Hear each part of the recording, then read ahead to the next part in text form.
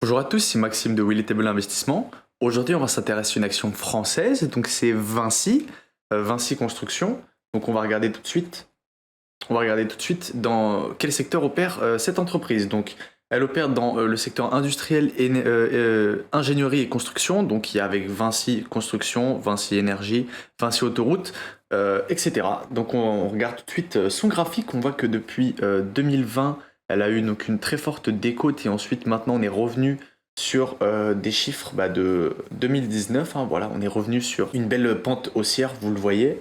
Et si on regarde en tout, vous voyez aussi, voilà, une très très belle pente haussière depuis 2008, depuis la très très grosse crise. Vous voyez donc un prix à 28 et aujourd'hui on est à 107. Voilà. Donc on va regarder tout de suite, voilà, vue d'ensemble. Donc on a une capitalisation à 61 milliards, un rendement du dividende à 3 et un ratio prix-gain à 14. Donc à peu près sur ce genre de business-ci, le ratio prix-gain est entre 10, 12, 14. Donc là, il est assez élevé. Vous voyez que là, on est sur 14, 17, 13, 17. On a eu 36 en 2020. Bon, anecdotique, mais vous voyez que depuis, il baisse, étant donné qu'il continue de faire de plus en plus d'argent et de ne pas être aussi valorisé qu'il pourrait. On va regarder tout de suite donc en revenu total. Est-ce que le revenu est croissant, oui ou non? Voilà, donc on voit un revenu croissant qui a eu tendance assez à stagner, mais ouais, que 2020-2021, ce serait toujours des très très bonnes années pour la plupart. On va regarder hop, par rapport au revenu net, hop, avec les cash flows. Donc vous voyez des cash flows au-dessus des revenus nets. C'est-à-dire que l'entreprise arrive toujours à faire beaucoup plus d'argent en regardant cash activité d'exploitation. Donc c'est un revenu linéaire et qui augmente chaque année. Donc avec qu'est-ce que fait l'entreprise avec ses sous? Donc on va regarder ça tout de suite. Hop, donc on va regarder ça tout de suite. Donc cash lié aux activités d'investissement. Donc on voit que l'entreprise achète beaucoup d'entreprises. Hein. Vous voyez, voilà, achat d'une entreprise. On voit que Vinci marche par fusion-acquisition. Donc on voit de la vente de placement, mais ensuite la dépense en immobilisation, étant donné qu'elle a continuellement besoin de renouveler ses infrastructures. Vous le voyez, et certaines infrastructures là par exemple on a vu en 2021, ont pu être vendues pareil en 2022 pour continuer d'investir. Si on regarde en activité de financement, qu'est-ce qu'elle fait exactement? Donc est-ce qu'elle retire ses actions? Est-ce qu'elle en émet? On voit que elle en émet, elle en retire. On voit qu'en 2022, elle a totalement retiré ce qu'elle a pu émettre en 2020 et 2021. En émission de la dette, vous voyez qu'en 2018, enfin de 2016 à 2019, on a eu uniquement de l'émission de dette. Et à partir de 2020, on est sur un remboursement qui s'échelonne de plus en plus haut. Un total de dividendes versés, donc vous voyez un dividende assez croissant. Il y a eu en 2020 un dividende assez plus bas, mais sinon il est assez croissant. Donc on regarde ce que ça nous donne exactement. Donc on est sur un 9 milliards moins 5. Donc on est sur un total tout à fait honorable avec un dividende à 1, ce qui nous fait juste un ratio qui doit être assez faible. Donc on a un ratio sur 50%, hein, étant donné si on le ferait si on le regarde au free cash flow, on est sur seulement 1.3, donc 2 par rapport à free cash flow, je dirais que ça serait un ratio à plutôt 30%. On va regarder qu'est-ce que possède dans ces caisses. On a 13 milliards, donc des liquidités qui ne font que augmenter. Hein. Vous voyez que avec ce qu'elle génère, elle continue de mettre dans ses caisses. Pourtant, elle continue d'investir dans ses moyens de production. Donc c'est une très très bonne, c'est une très très bonne information. On va regarder sa dette totale, on est à 32 milliards, donc en dette nette à 18 avec un ratio à peu près 30% de recouvrement de dette, donc ce qui est vraiment pas mal. Hein. Je vais regarder tout de suite son capex, j'aimerais bien savoir. On est à 1 milliard par rapport à un revenu, donc c'est vraiment très très peu. On voit qu'elle a peu besoin de réinvestir dans ses moyens de production, étant donné qu'elle fait de la construction. Elle a surtout besoin, j'imagine, on va regarder tout de suite dans le total des actifs courants, le total des inventaires. Voilà, vous voyez, important, un inventaire assez faible, hein, vous voyez, paiement échelonné. On est vraiment sur peu d'infos. On a peu d'informations. Ce qui est assez bizarre hein, pour une entreprise de construction, on serait censé garder à peu près de la matière première dans notre inventaire.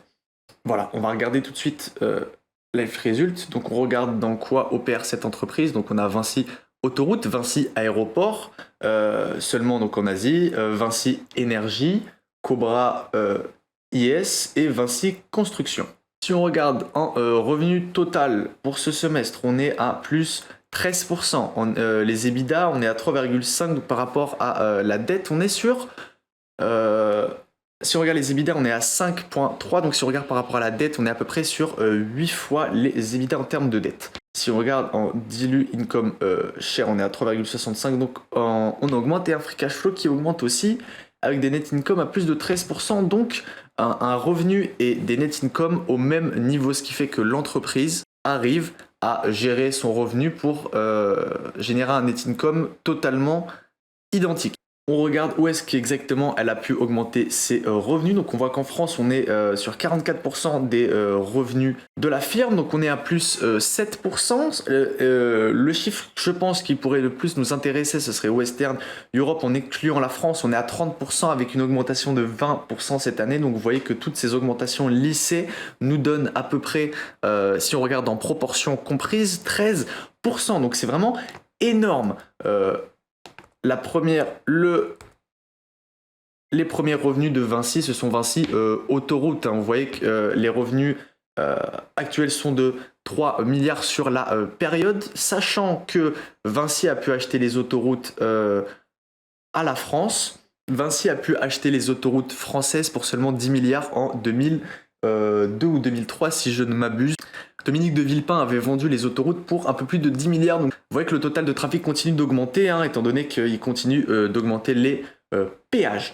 Vinci Aéroport qui, eux, continuent d'augmenter. Voilà, vous voyez par rapport où est-ce que ça a augmenté exactement. Donc, vous voyez que ce n'est pas en France, ni en UK, ni au Japon, où il y a eu des très fortes baisse. Donc vous voyez un revenu qui est censé augmenter de 58% et 8% à constante égale par rapport à 2019. Vous voyez un total d'EBITDA qui continue de monter sur la période, et des revenus qui continuent d'être plus important.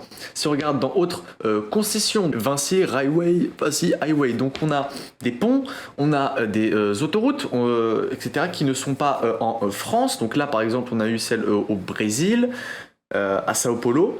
Et vous voyez que ce sont des revenus qui augmentent assez bien, étant donné que ce sont j'imagine, des assez nouveaux produits, des nouvelles constructions. Vous voyez, en avril, acquisition de 25%, tout 75% dans la compagnie Bogota en Colombie. Donc ils continuent leur fusion-acquisition, comme on a pu le voir, pour continuer de faire de l'argent. Si on regarde en order, donc le nombre de commandes qu'il y a pu y avoir chez Vinci Construction, Vinci Énergie et Cobra IS, qui est donc la branche renouvelable, si je ne me trompe pas, de Vinci, vous voyez que on est constamment d'augmentation de 18% sur un an, ce qui est vraiment énorme. Voilà, Vinci Énergie, vous voyez qu'on est sur des revenus en millions, on est sur 9 milliards, donc c'est vraiment énorme. Vous voyez qu'en France, les revenus ont augmenté 13% et en international 21%, donc en revenu lycée, on est sur du 15 ou du 16, donc c'est vraiment du très bon revenu. Vous voyez que Cobra SI, donc en renouvelable, on est sur plus 15%. Ça a l'air de se trouver uniquement en Espagne, on a aussi au Brésil, donc vous voyez... commission de panneaux solaires avec une capacité de 570 mégawatts, donc ce qui est vraiment énorme en comparaison avec une usine nucléaire. On serait sur un réacteur nucléaire pourrait nous donner entre 800 et 1000 mégawattheures. Donc ce qui nous fait, j'imagine, un très gros investissement qui a pu avoir en achetant ces farms au Brésil. Vinci Construction, un revenu avec 14 milliards qui augmente surtout à l'international et en France. On a une augmentation de 7%, ce qui est assez drôle, étant donné qu'on a pu voir Nexity, par exemple, que je vous ai montré, et ICAD qui, eux, avaient une baisse de carnet de commandes. On a pu avoir Vinci qui... on n'a pas l'information sur les carnets de commandes, en tout cas pour l'instant, mais ce qu'on a, c'est une augmentation de revenus, donc sûrement des marges qui ont dû augmenter. Par contre, si vous voyez, voilà, exactement en revenus immobiliers, vous voyez que les revenus ont baissé, ce qui n'est pas complètement idiot. On voyait qu'en en réservation en France, on est à moins 36%, ce qui ne m'étonne pas du tout. Vous voyez que c'est surtout donc dans la concession, dans l'énergie et dans la construction que Vinci a fait le plus de son chiffre d'affaires. Vous voyez que c'est surtout dans la construction, ce qui est quand même assez drôle. Vous voyez qu'en croissement organique, on est sur donc 13% en soi, ce qui est vraiment une très bonne nouvelle. Vous voyez, un revenu à 28 milliards et maintenant on est à 32 milliards. Ouais, vous voyez que c'est surtout l'international qui fait grossir Vinci, qui donc pourtant est une boîte française, ce qui nous montre effectivement que la France n'est pas et ne doit pas être le premier secteur d'activité d'une entreprise française. Si on regarde les notes qu'elle a pu avoir, donc le SP rating lui donne la note de A-, ce qui est totalement justifié, j'imagine, et ce qui ne change pas depuis un bon moment. Donc là, on regarde qu'est-ce que lui coûte exactement la dette. Donc vous voyez que 63% de sa dette est détenue en euros, 18% est détenue en livres sterling, 7% en dollars, et après, je ne sais quoi. Donc on va regarder exactement, on voit un coût à peu près de la dette sur 5 ans, donc là on est sur du 3%.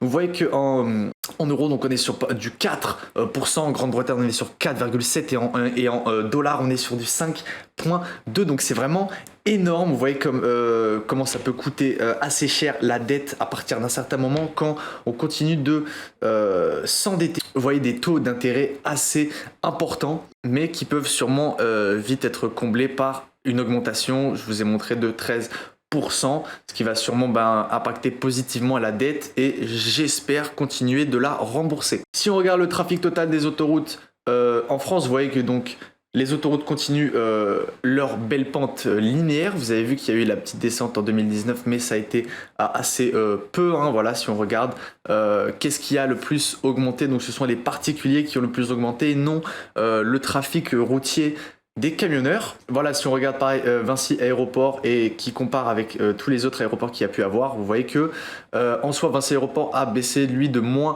9% en revenus linéaires par rapport à tout ce qu'on a pu y avoir, parce que les augmentations de 14% et au Mexique et en République dominicaine ne font pas le poids face à 27% et moins 18% en France. Le dividende par share qui donc continue d'augmenter. Voilà, vous avez un intérim dividende qui continue d'augmenter, qui a été augmenté de 5 centimes. Donc si on regarde, c'est assez peu par rapport à ce qu'il y a pu avoir en 2021-2022, qui a pu avoir une augmentation exponentielle étant donné une masse monétaire qui a augmenté énormément de 2020 à 2022 avec des taux directeurs assez faibles. Donc vous voyez forcément la plupart des entreprises vous verser beaucoup plus, et si vous regardez en proportionnalité, vous voyez que de 2013 à 2018 l'augmentation qu'il y a eu et l'augmentation de 2020 à 2022 qui est une augmentation aussi énorme alors que l'autre a eu lieu en plus de 7 ans. Voilà, donc pour le bilan de cette vidéo, je pense que Vinci à l'heure actuelle est pas du tout évalué ni sous-évalué. Je pense que cette entreprise a son bon prix avec des chiffres d'affaires qui ne font que d'augmenter, avec des marges qui donc augmentent et des volumes échangés qui augmentent aussi. Donc Vinci est donc une très très bonne entreprise. Je vous conseille de continuer à regarder ce qu'elle fait. C'était Maxime, j'espère que vous avez apprécié cette vidéo. Si vous l'avez appréciée, n'hésitez pas à mettre un like et à vous abonner. Et moi je vous dis à bientôt.